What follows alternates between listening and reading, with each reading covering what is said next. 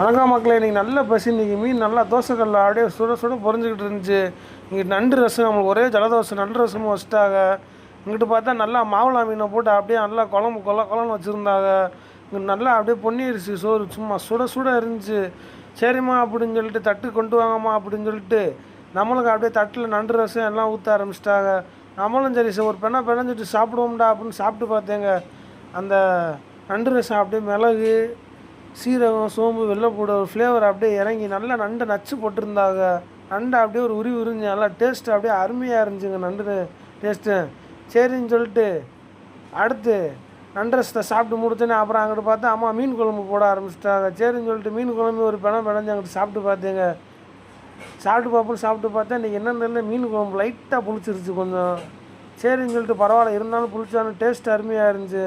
அதையும் அப்படியே ஒரு கட்டிட்டு அங்கிட்டு நல்லா அப்படியே வறுத்த மீன் இருந்துச்சு. நல்லா நகர மீன் ஒரு பீஸை தூக்கிட்டு சாப்பிடுவோன்னு சொல்லிட்டு சாப்பிட்டு பார்த்தேங்க. நம்ம நகர மீன் உருட்டுநகரைய அப்படியே மீன் அப்படியே நல்லா சூப்பராக இருந்துச்சு. அது ஒரு டேஸ்ட்டுங்க. நல்லா சாப்பிட்டுட்டு அப்படியே நீங்கள் எல்லாம் நம்ம இன்றைக்கி நல்லா திருப்தியாக சாப்பிட்டாச்சு. அதே மாதிரி நம்ம ஐடியா கொஞ்சம் சப்ஸ்கிரைப் பண்ணால் நல்லாயிருக்கும். Kashi food vlog.